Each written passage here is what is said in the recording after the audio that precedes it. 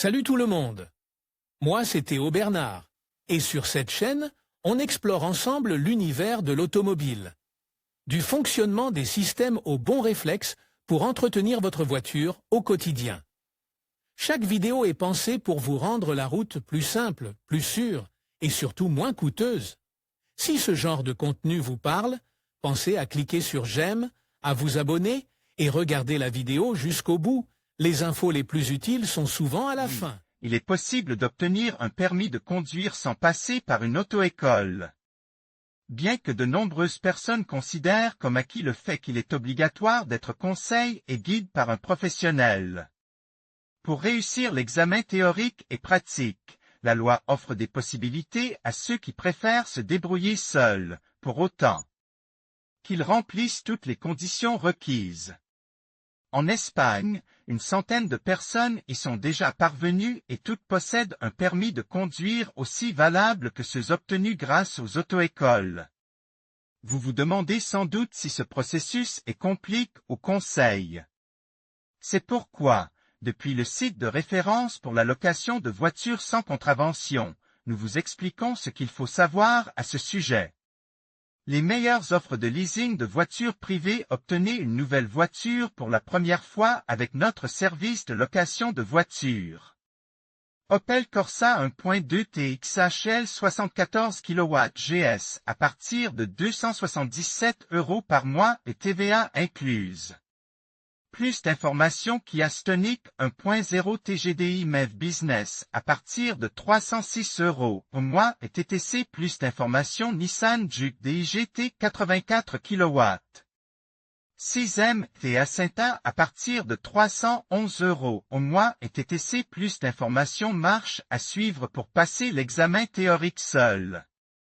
Index des postes. La première étape pour obtenir votre permis de conduire et de passer un examen théorique compose de 30 questions à choix multiples. Vous devrez y démontrer vos connaissances sur des sujets liés au code de la route, à la signalisation, aux véhicules, à la sécurité routière et aux aspects techniques. Pour vous préparer, vous pouvez consulter le programme mis à jour disponible sur l'Internet et faire quelques tests pratiques en ligne. Vous devez garder à l'esprit que, pour réussir l'examen, vous ne pouvez pas échouer à plus de 3 des 30 questions. C'est la partie la plus facile. Si vous souhaitez passer votre examen théorique seul, vous devez prendre rendez-vous à la Jefatura de Trafico local et présenter les documents suivants. DNI ou NIE, selon votre cas. Photo d'identité.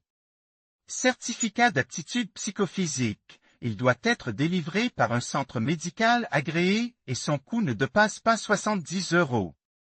Paiement de la taxe officielle, 97,80 €. The theoretical exam takes place at your local Jefatura de Trafico and they will let you know when the date is.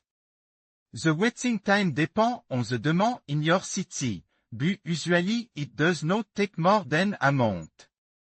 When you take the theoretical exam you will have a maximum of 2 possibilities of failing. If you pass the first time, you will have 2 chances to take the practical test without having to pay the fee again. On the other hand, if you fail the first and pass the second, you will only have 1 chance to pass the practical test.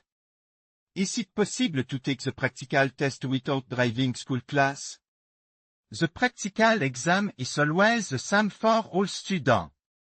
A DGT examiner will evaluate your ability to control the car, respect a rule, park and even identify certain elements of the engine. Likewise, tests that have to do with driving under security system, sensor or parking camera have also been included in the exam. The practical test must be taken in a dual control car, with 2 sets of pedals. Pour passer l'examen, il n'est pas nécessaire de justifier d'un certain nombre d'heures de pratique dans une auto-école. Toutefois, selon le code de la route en vigueur, si vous n'apprenez pas à conduire une voiture avec l'aide d'un professionnel, vous devez demander un permis d'apprenti conducteur. Bien que de nombreux conducteurs commencent leur pratique avec des amis ou des parents avant d'obtenir un permis, vous devez savoir qu'il s'agit d'une infraction au code pénal, pour laquelle vous pouvez être poursuivi et un dossier peut être ouvert. C'est également un motif d'amende pour la DGT. Il est donc conseil de ne pas procéder de cette manière et de suivre la procédure indiquée dans la loi.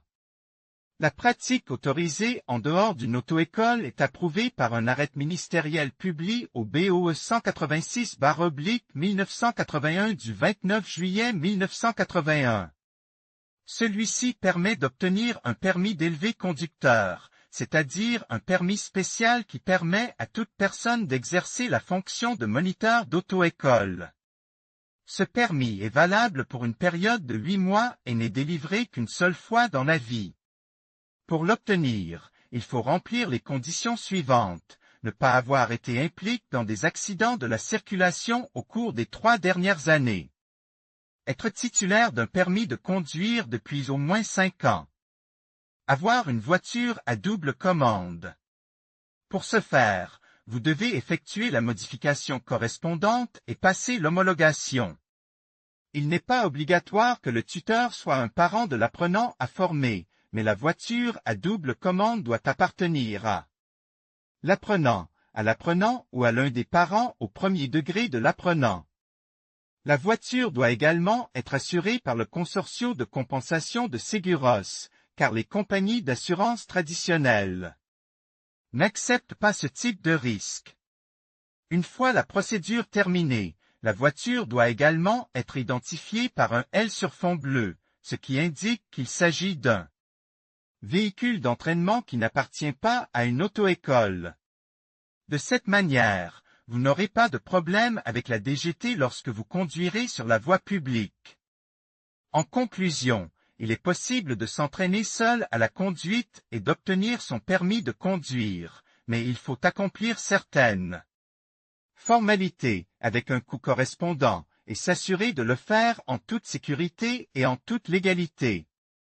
Tout cela en sachant que les tuteurs des auto-écoles ont reçu une formation spécifique et sont au fait des dernières évolutions en matière d'examen. Combien coûte l'obtention d'un permis de conduire sans école de conduite? Le prix d'une auto-école peut vous sembler très élevé.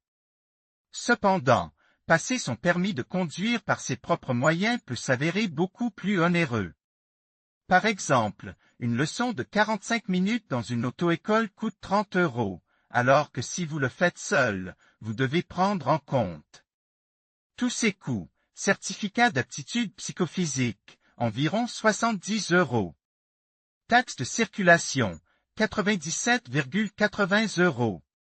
Procédure du consortium d'indemnisation des assurances, environ 600 €. Adaptation du véhicule, environ 500 € si l'on fait le compte. Toutes les démarches pour obtenir un permis de conduire sans école de conduite peuvent vous coûter environ 1 250 €.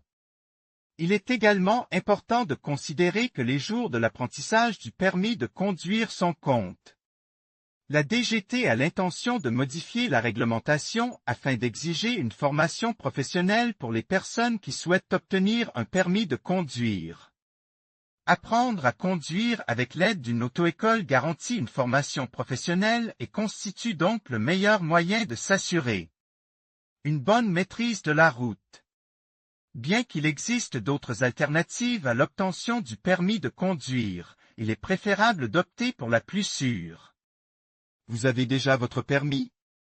Si vous souhaitez profiter de tous les avantages de la conduite sans avoir à vous endetter, à contracter un prêt ou à verser un acompte, le leasing vous permet de ne payer que ce que vous consommez.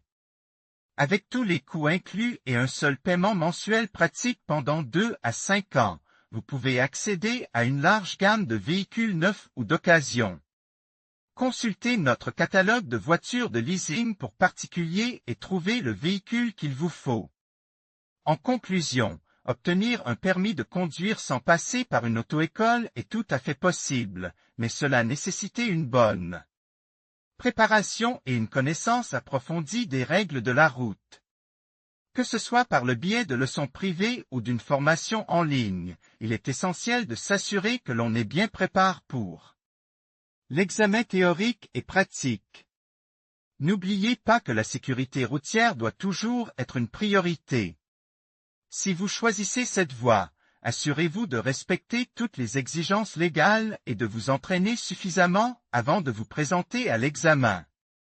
Merci de nous avoir suivis et à bientôt pour d'autres sujets passionnants.